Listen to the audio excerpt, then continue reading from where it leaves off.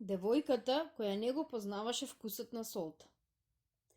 Беше тоа во она време кога предците од луѓето во денешна Боливија се бореа и жртвуваа за слободата на својата земја. Веќе после првите судри биле принудени да го напуштат војувањето, да ја распуштат војската и да се разделат по планините и долините, но решени и понатаму да ја бранат, па дури и во разбиени групи, светата независност на својата земја. Така почна војна на герилците, која секоја планина, секоја долина и секоја населба беше независна република, со свој водач, со свое знаме и своји бојни полиња. Една од најпознатите беше малата република Лекекаха, независно северно од денешен Ла Пас.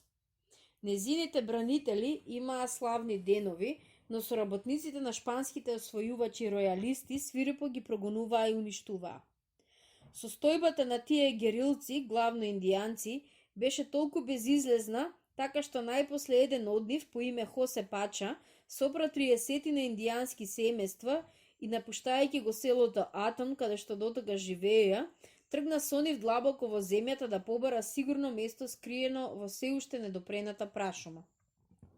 После долго патување, наидоа на едно место во некоја долина, кое што им нудеше потполна сигурност, зашто беше сосем скриено меѓу огромните гудури и бујна вегетација. Тука бегалците направија своји колиби со цврста намера да живеат сосем одделно од светот, зашто само по таа цена можеа да останат мирни и да ги одбегнат прогнувањата. Хосе Пача беше избран за поглавар на оваа населба и тој донесе закони за своите соплеменици, пред се потреби да избегне секаков допир со луѓето надвор од населбата. Постави деноноќна строга стража под закана на смрт за оној кој ќе се обиде да излезе од малата населба.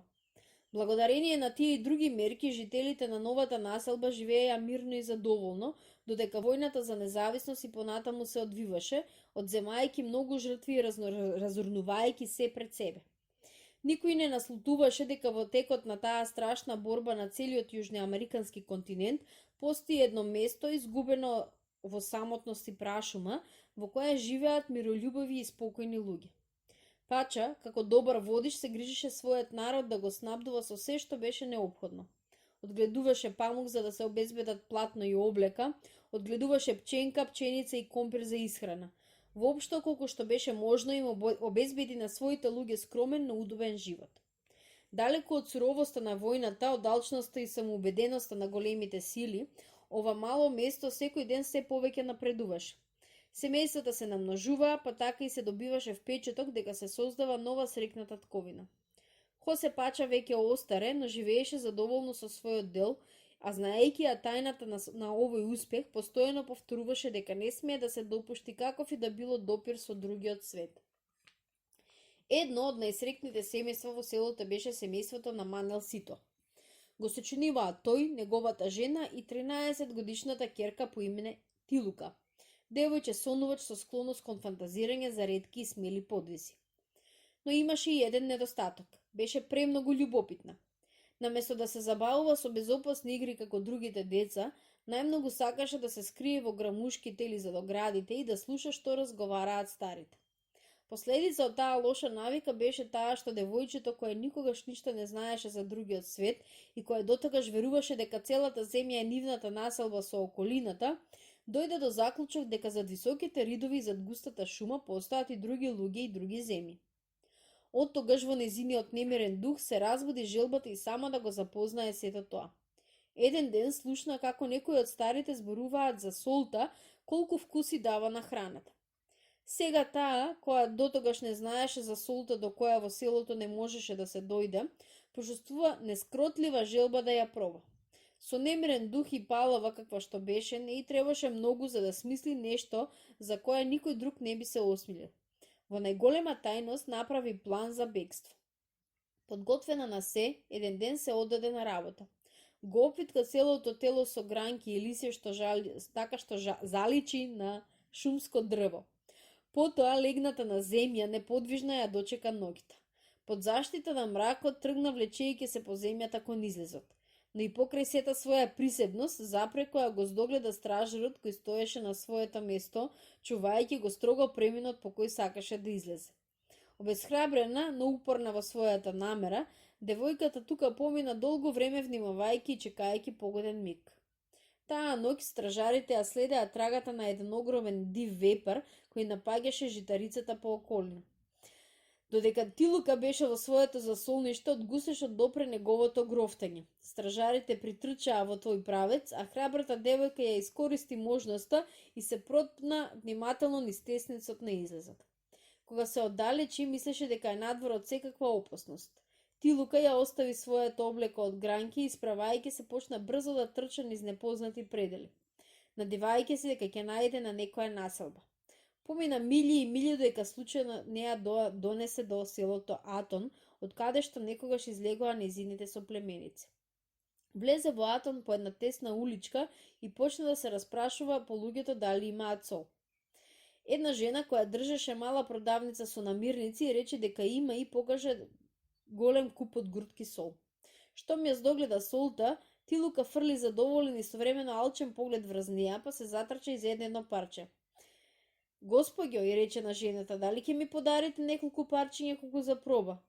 Зачудена од ваквото однесување и покрај тоа што девојката и беше симпатична, жената ја одговори дека таа е сиромашна и дека живее од својата маличка продавница и дека многу е жал што не може да ја исполни желбата. Бидејќи Тилука немаше парија и не знаеше за нив, ниту во незиното село имаше потреба од пари, се растажи не знаејќи што да прави. Тогаш се сети дека татко и обиси на вратата едно зрно од чисто злато и мислејќи дека тоа има некаква вредност и го понуди на собственичката на продавницата. Таа без размислување ја прифати размената и ја даде на Тилука онолку сол колку што можеше да понесе, криејќи го во својот фустан. Задоволна и весела, Тилука тргна назад.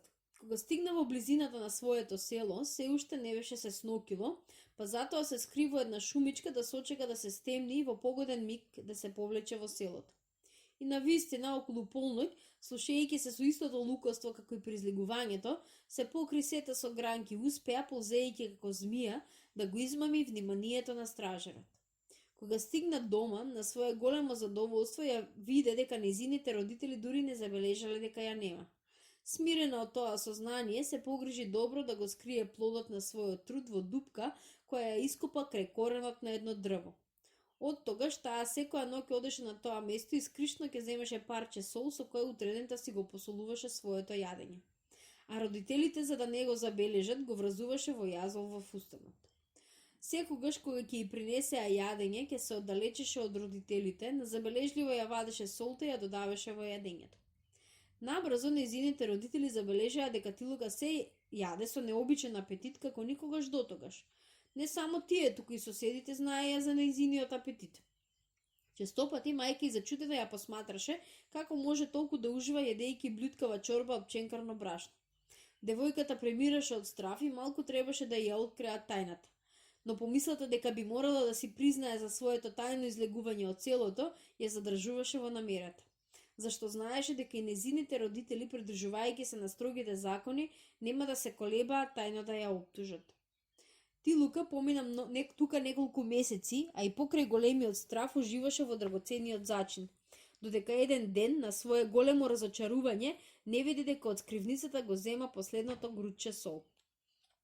Бидејќи беше исцрпена нејзината не многу голема залиха, девојката мораше да се врати на својата поранешна незачинета чорба. Но колку и да се трудеше повторно да се навикне на неа, тоа не ја одеше од рака. Тогаш се случи нешто што на нејзините родители им беше многу чудно. Таа, која со толку голем апетит се јадеше, сега уште со првиот залак ќе се згродеше и со одвратност ја отфрлаше својата чинја. Така, ненајадената девојка се повеќе и повеќе слабееше, додека не легна в постела, совладана од голема треска и бладење. Несрекните родители, кои ќерка си неизмерно ја сакаа, побрзаа да го викнат врачот. Тој веднаш дојде за да ја види Тилука. Можете да си ја замислите неговата запрепасеност кога слушна дека девојката низ бладањето преколнува да ја дадат сол. Тоа веднаш му беше пренесено на строгиот пача. Поглаварот на населбата, можне прониклив човек, се посомнева во вината на Тилука и реши на се да внимава. Но болната девојка и натаму ја губеше силата, така што сите лекови кои ги даваа родителите и роднините беа залудни. Една ноќ Тулика сета во бунило, сонуваше дека излегува од селото и оди по сол. Толку беше под притисок на тој сон, така што кога се разводи, до некаде како да й се поврати изгубената сила. Се уште беше ноќ. Убедена дека родителите спијат, ја зеде својата облека и со мака се довлечка до вратата. Ползејќи ја премина единствената уличка во населбата и се упати кон излезот. Стражарите спиеа, но девојката, токму тогаш кога требаше да ја пречекори меѓата, самата се оддаде со тоа што болно офна. Веднаш се разбудија стражарите, ја фатија бегалката и ја одведоа пред поглаварот. Тој, бидејќи насетуваше што се случило пред тоа, сега беше потполно убеден во незината вина. Несрекната девојка беше осудена да го пропати својот неопростив престап. Во зората, додека жителите на селото се уште беа разбудени, Хосе Пача и неговите чувари пристапија кон извршување на казната. Во подножието на истото дрво каде што девојката ја криеше својата тајна сол, ископаа дупка. Тилука, која веќе беше без свест, незините непоколебливи джелати ја закопаа жива, онака како што бараа строгите закони.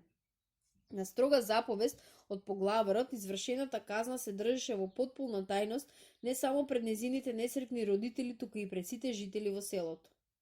Кога се раздени, родителите на Тилука со болно изненадување видоа дека низината постела е празна. Излегоа да ја бараат низ целата населба, но никој не знаеше да им каже каде би можела да биде. Избезумени од тага ја пребараа сета околина, но без никаков резултат. Деновите минуваа, а болката на родителите беше се посилна. Изгубувајќи секаква надеж и очени од неутешната болка, одеа и седеа под омиленото дрво на несрекната девојка и тука ја оплакуваа својата изгубена ќерка, додека тоа не им прерасна во постојана навика. Но еден ден се случи чудо. Тревата која расеше во сенката на дрвото почна да се суши. Земјата стана неплодна и од неа почна да се избива некаква чудна течност која испаруваше на сончевата топлина, оставајќи на површината бел кристален покрив. Тоа беше сол.